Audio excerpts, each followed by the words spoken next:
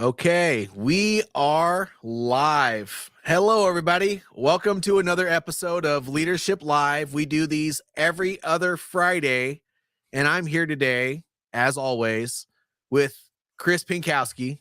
And how you doing today, Chris? Doing great, JJ. It's Friday. Looking forward to being productive this weekend, but I'm ready to get into today's topic. It's one of my favorites. Yeah, resilience. Yes. I love it. So yeah, as I said, today's topic is resilience. Before we go into that, and hope you don't mind, Chris, but I want to put a plug in. So I do have a leadership cohort coming up here in starting on the 4th of June. And if you're interested in that and what that training looks like, team building, all the crap that we talk about on Leadership Live, reach out to me. I'll get you set up. Just going to be some group learning with a bunch of other curious individuals, just like all the listeners. But Awesome. Otherwise, resilience.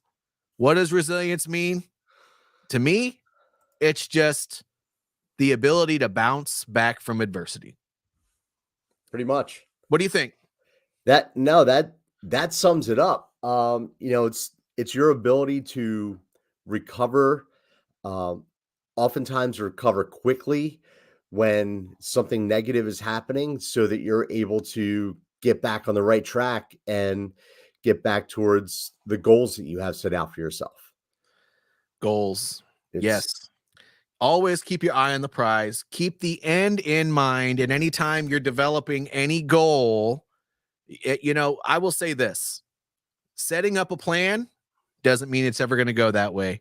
And from a resiliency standpoint, the one thing that you have to expect is that something is going to fail. That's right. Murphy is always going to come in and he's going to screw something up for you. And where resiliency comes in is how are you going to react to that thing? So it's adaptability, but adaptability is rooted in resiliency. Hey, Michael, thank you for coming in. What do you have to say already here? Resiliency is the ability to have setbacks happen and continue on in the possible face of adversity. Once again, Yes. great addition to the conversation. Much appreciated. That is absolutely true. I think that it's something I'm gonna go into an area that I may get my hand slapped a little bit, but I think that resilience is something that's lacking in the workforce today. I think that people have had it so easy that when setbacks happen, they're looking for a safe space to go to as opposed to creating their own safe space within themselves in order to get through it. You can't, just like you just mentioned, JJ, the way that you set out your plans are rarely going to happen the way that you have laid them out, the way that you forecast it. And it's your ability to be resilient when those setbacks happen, right? When that roadblock happens, you can't just curl up in a ball and hope that the roadblock goes away. You have to figure out a way over it, around it, through it. And that comes from being resilient. It comes from getting through tough times. Like, I will often say to people when they talk to me about, I'm having a hard time with this, I will say, deliberately put yourself in hard situations so that you can build that resiliency in order to keep going. Like, look for hard things that you can push through and gain some of those self victories. And that's going to help you to be more resilient going forward. I agree. And Michael's saying something directly to your point. So adversity, I believe, if I translate this correctly, because it was probably your phone that you were using, it always thinks it's smarter than you. But you said adversity is the key, because if that didn't exist, you wouldn't need resilience. I'm the type of person, I'll do something, fall on my face and do it again. Well, okay, let's not be that person that puts his hand on the hot stove and then does it again. But, learning from that and doing it a different way, as I think what you're talking about, and that is being adaptable, which is probably the most key thing in resiliency. And you were talking about generational stuff, Chris. The first thing that came to my mind is that and this happens with my kids, I'm not going to say which one. Well, it's both, but, damn it. No, but what happens is when something doesn't go their way, the very first thing they do is they retreat to this. Yes. Or they retreat to the computer. Yep. And either way, they're retreating to those stupid shorts, the YouTube shorts or Facebook shorts, which is fine for adults. I mean, that's how they find me because I have a lot of those reels and stuff up there. But don't retreat there and stay there. Use it to get yourself back in a mindset to where, okay, I'm calm. And then immediately when you know that you're calm, don't stay stuck in the zombie land of technology. Figure out what you're going to do to bounce back from that. What are you going to do now that your setback has happened, or that you got your wrist slapped, or whatever the case may be? What are you going to do now to take action to move toward the goal? And the plan is not the goal. The goal is what the end state is, and the end state is what you plan to achieve. That's right. And if you don't bounce back and keep moving, then you're going to lose sight of that. And who was that, Chris? Denzel Washington, that said, goal is nothing more than a dream if you don't take action on it. Yes, that's so true. You have to take action, and you have to be willing to fail. You have to be willing to take the bumps, the bruises, the scrapes in order to achieve something meaningful. And kind of back to Michael's point a little bit, there are times that you fail forward, right? You do something, you fall on your face, you learn from it, and all right, how do I get around this? How do I do it differently? But then there are other times where it's a matter of like practice makes perfect, right? If you want to be an awesome, free throw shooter at basketball, you're really just stepping up to the line and you're tossing that ball into the hoop over and over again. And it just takes practice, repetition, and not letting yourself get frustrated when it doesn't go in the basket. So yes, there are times to learn and there are times to persist. They're both examples of resilience. I think back, like when I was young, I was into BMX bikes and I was into skateboarding. And I used to like to do crazy tricks. I tried backflipping BMX bikes. And you know what? There wasn't a whole lot of learning happening, as opposed just, I've got to get more rotation going this way. I've got to be faster hitting the ramp. But I just kept trying, busting my ass and trying again until I could backflip the bike. And that's part of being resilient. It's try, because your first time out, you're not going to be perfect. Your 10th time out, you're not going to be perfect. But it's that mindset of, I just have to keep practicing in order to reach that level.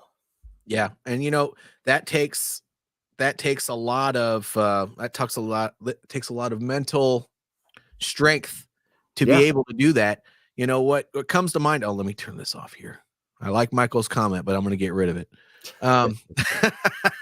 So, it's important to be able to do that because people don't have that strength. And what comes to mind is actually the warrior ethos that I learned when I was in the U.S. Army. And I always keep these in the forefront of my mind. And those warrior ethos are, I will always place the mission first. That's the goal.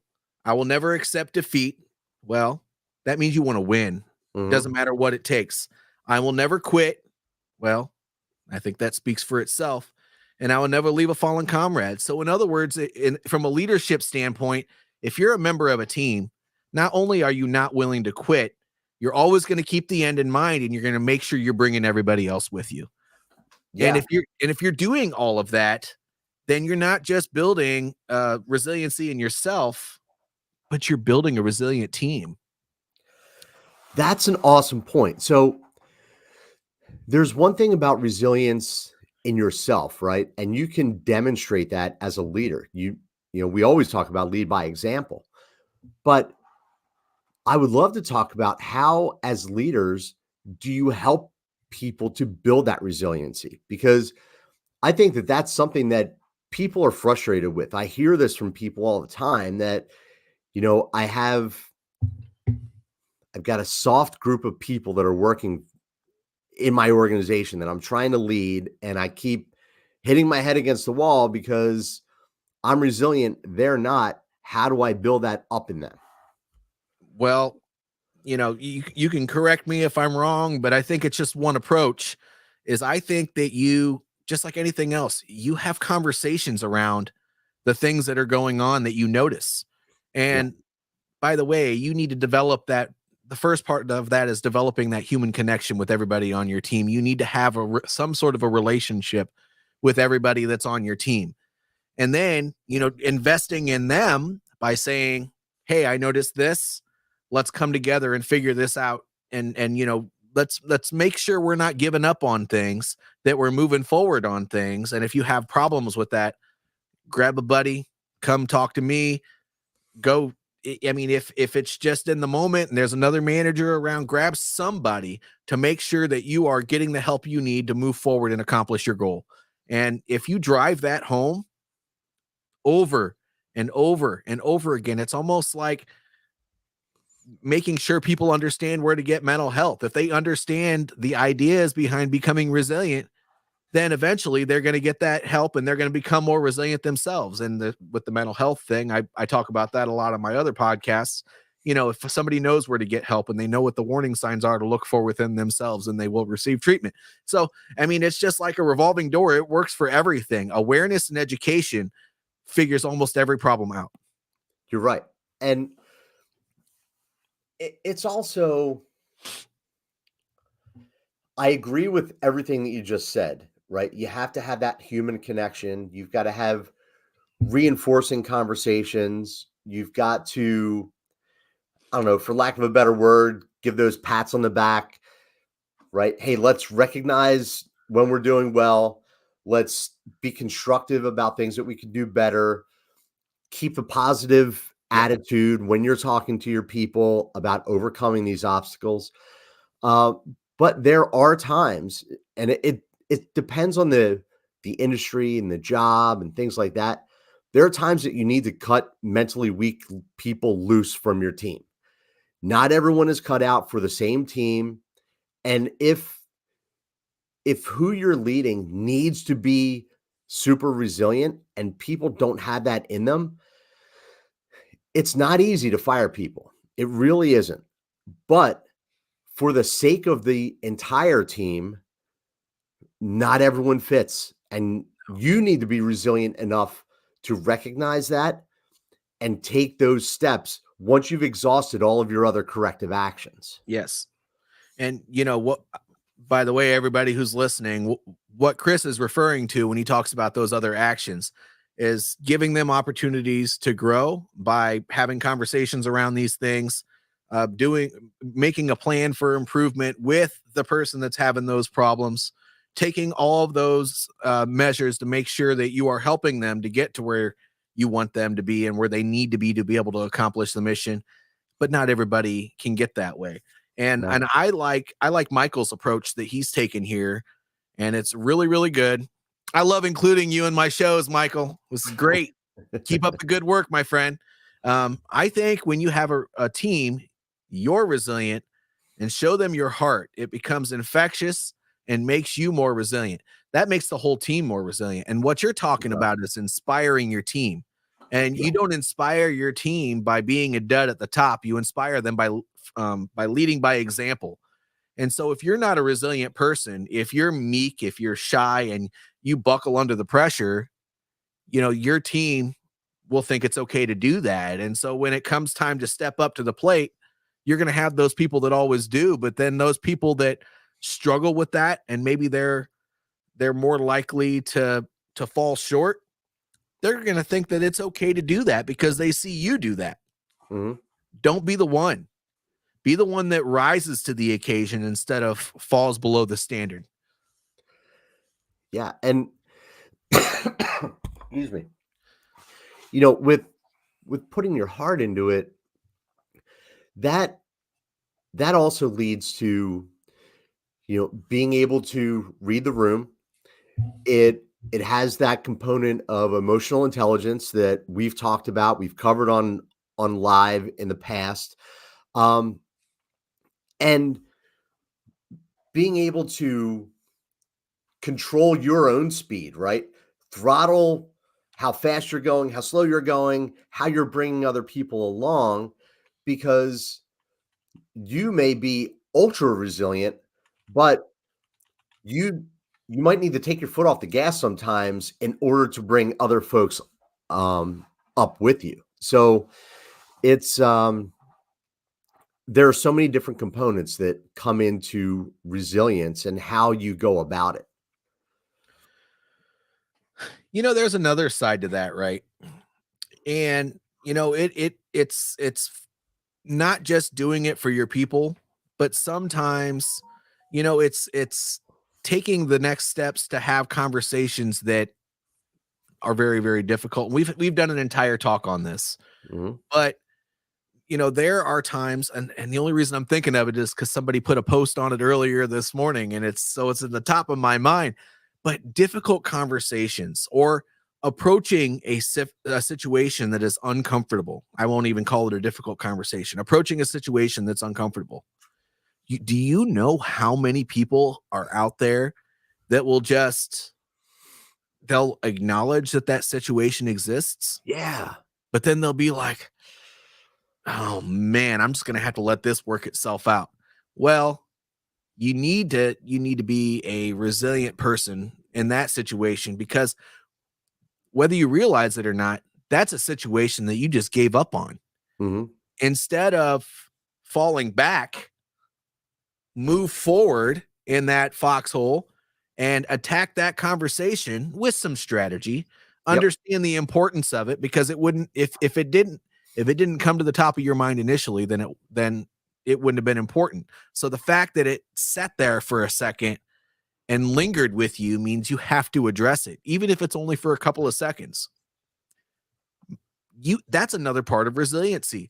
Leaders absolutely have to have the good conversations, the bad conversations, and even the ugly conversations. And I Yeah. know that was a Clint Eastwood reference from a movie, but it doesn't. I love doing that stuff. But the good, bad, and the ugly, because if you don't, then what type of leader are you? Yeah. You know, it really, if you're not having those conversations, they fester and they grow in a negative way. Um, and it also leads to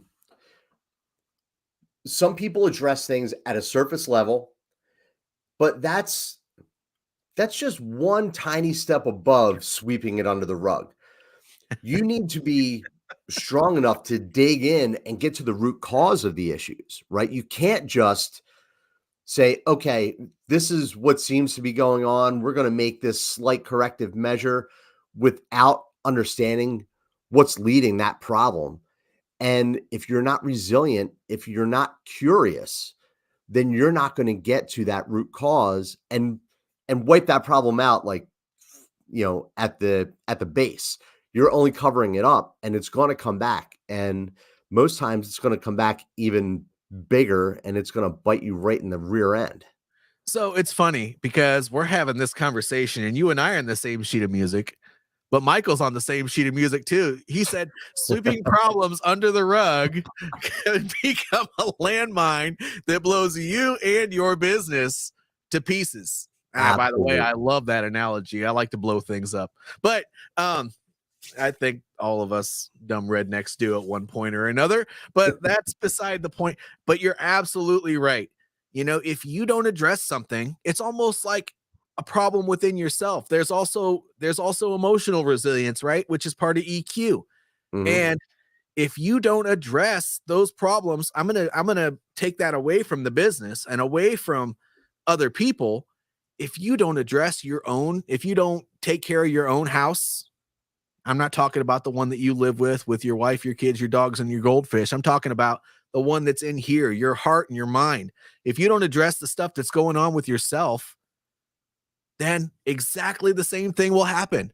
Yeah. You can only push things down for so long before that volcano explodes. And that can come out on your team, that can come out on your wife or kids, or I wouldn't say wife or kids, your spouse. How about that?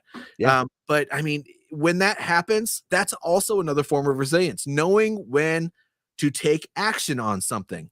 And that could be to go and get your mental tune up done and go talk to a therapist. Yeah. It's, yeah, being resilient, right? Sometimes you do just have to power through, but you also need that release. So it's, hey, I'm just going to go harder in the gym today because I pushed through. It was such a pain in the butt. It needed to get done, because that's the other thing. Sometimes resilience comes in just doing something that you don't want to do, but getting it done anyway because you've made a commitment, because you've got a deadline to reach. There's nothing to necessarily learn from it. It's just you getting out of your head and saying, shit, I didn't want to do the yard work today, but I told my wife that I was going to do it. Spring is here. Our yard looks like crap. And I'm going to spend this Saturday doing yard work, which it's an example of me last weekend. I didn't want to do it, but I got all the mulch beds done and all the spring flowers and all that good stuff. So a lot of times it's not that you have to learn from it. It's not that you have to fail from it. It's just that you've made a commitment to get something done, and you just need to push through and finish it. If you get frustrated during it, which I didn't get frustrated last week doing the yard work. I like getting my hands dirty. But if you're really uncomfortable and you get it done, then go find your release after you've completed it and get that energy out in a healthy way. Go lift some weights, go do some jujitsu, go for a walk. Just get that release valve opened up so that you're able to rock and roll on to the next thing. But there are so many lessons there, Chris, that you're teaching yourself along the way. Yeah. Mental resilience, ownership, Mm-hmm. accountability, because by the way, you told your wife you were going to do it. And that doesn't even have anything to do with work. You don't want the backlash of not doing something you told your wife you were going to do. That's just a bad situation altogether. There's one person in the house that can make it happy or make it hard. I'm just going to say it that way. True words. But, addressing those issues, having the wherewithal here to do what's supposed to be done, even though you don't necessarily want to do it, that's a lesson within itself. A lot of people can't do that. Yeah. A lot of people just cannot get up in the morning and exercise, which sometimes that's me. Sometimes people can't take action on that first thing on their to-do list every day, even at work. And they may be sucking eggs at their job, but they don't do it unless somebody walks up to them and says, you're not doing what you're supposed to do. Do it. Right. They don't have that accountability to take action on their own. They have to have somebody get them started. Yep. So there are so many lessons there. So if you're one of those people that does those things on a regular basis, you're already like 60% ahead of probably 30% of the population.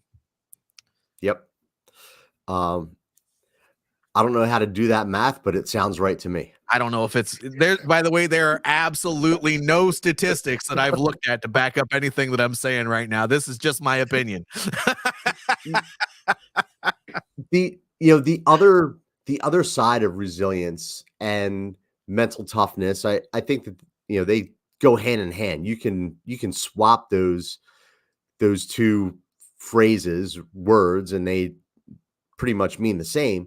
Yes. But it's also the way that you process what's being said to you, right? The shit that's rolling downhill in your direction. So that's another part of resilience, is not letting things get under your skin, not taking things personally when it doesn't need to be taken personally, knowing the difference. Um, I will often joke with people and say, my skin is so thick, alligators are jealous. So, whatever. I, I'm a Gen Xer. I grew up on the sticks and stones will break my bones, but words will never hurt me. So you can throw every word in the dictionary at me, and I'm like Teflon. Not everyone is like that. Not every Gen Xer is like that. Nope. Most of us are, though. It's just how we were Yeah, I raised. mean, you're talking about a generation that we were told that you're not allowed in the house. Right. Right. Go We were drink doing from the so much. hose. We don't want to see you till it's dark. That's right. Yeah, drink from the fire hose. You're not coming inside. That's right. But, I see that too. Like, we live in this world where everyone is so easily offended. Yeah. And that is absolutely a result of lack of resilience. If you get offended by everything going on around you, then good luck having a successful, healthy, happy life. You're constantly going to be irritated because you're upset by what's going on. I just used the word a second ago. Easily offended. You're offended, right? Yeah. Stop letting things offend you, and that's a skill that you need to develop, right? It's not something that just comes naturally. It can be beat into you like it was for Gen X, or you can learn it for some of these newer generations. But Literally beaten into you. Yeah. not taking things so personally and not getting offended can go so far in life. Yes. Well, and there's another layer to that, right? So, I mean, there has been, even back when Gen Xers were young, I mean, the suicide rate has slowly gotten more and more and more, but that has bred conversations all the time about it's okay to express your feelings and stuff like that. And by the way, it absolutely is. However, when you are letting your feelings get the better of you, Mhm. and you're not taking steps to develop the mental strength, the resilience, the EQ, the all those things, and you're just blaming your problems on your emotions and your hormones and all of this other crap that people want to blame their problems on. By the way, it's not crap. I'm sorry. A psychologist is going to smack my post in the face. I guarantee it. But I'm just saying you got to do something about it. If you don't do something about it, it's going to get worse, and then it will be a real founded problem. But just sitting around and staring at your computer in a dark room all the time, or your phone in a dark room all the time, is going to develop depression. You're Yeah. isolating yourself, people. Yeah. These phones are dangerous. Don't do it. Get out and get some fresh air. We were born. I'm a religious person, so we came from the dirt. We should be out in the dirt. Go outside and do something. Yeah. Uh, you know, Man, now I lost my train of thought. I'm sorry. No, you're I good. get You're good. long-winded sometimes. I am very passionate about that too, by the way, because I'm like I'm 42 and I'm right at the like tipping point between millennial and Gen X, and I lived it too. And it's just like, why don't these people understand that? Yeah, it's okay to have emotions, but you Yes. got to push past it sometimes for the good of everybody around you and yourself. That's what I was gonna say, and I know we're coming up on time, so I'll make it quick. Um, we have learned that it is it is good to talk about your feelings. It is good to talk about your emotions, because I've had these conversations with my kids, and they're like, did you ever talk to mama and pop up about how you felt?" And I was like, "No." Like, just straight out no. I But didn't want my parents to know anything about me. right. But it is healthy, right? It Yes. is healthy to have those conversations so that you're not wrestling with it inside of your own head, right? Yes. So we have learned that that's healthy, and I'm on board with that. Um, I blame a lot of this on participation trophies. participation trophies, just because you showed up and you get a prize, not everyone deserves a prize.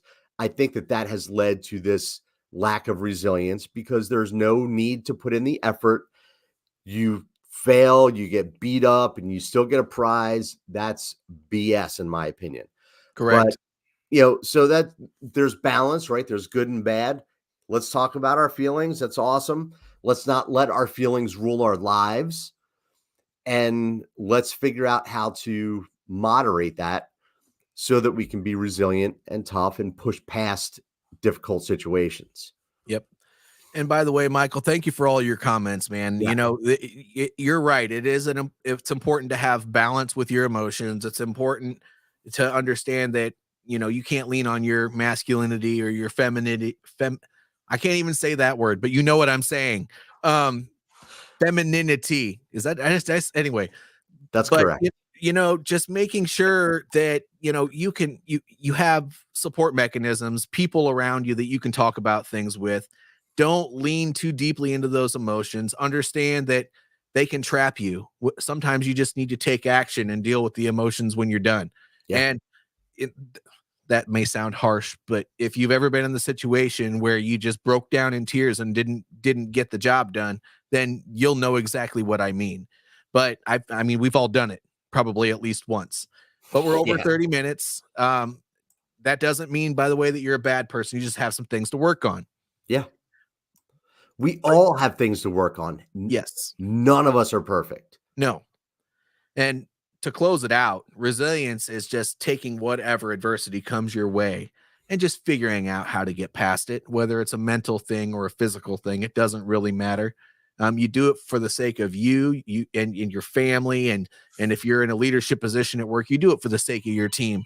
And if you don't know how to do that, or you're not willing to do that, there are strategies out there. I mean, you can do EQ training, you can do all kinds of stuff, but leadership training is one of those things, and we provide those as a service. Both Chris and I, what we do, and so please reach out to us if that's something that you need to work on or if you're interested in it. But since we're at 32 and a half minutes, I'm going to go ahead and say that if you like this video or if anything resonates with you, please like it, subscribe to the channel that you see this on if it's on YouTube. Make sure that you share it with your audience if you think they need to hear it or see it. I would appreciate that. I think Chris would appreciate that. Absolutely. And at the end of the day, keep the conversation going. So put a comment below, say what you want to say about it, and see what somebody else replies with. Thank you again, Michael, for showing up. Thank you, Chris, for doing this episode with me today. I think it was a good one. And we will see you all in 2 weeks. That's right. In the meantime, stay hard. Stay hard. Yeah. All right. Bye, everybody. See ya.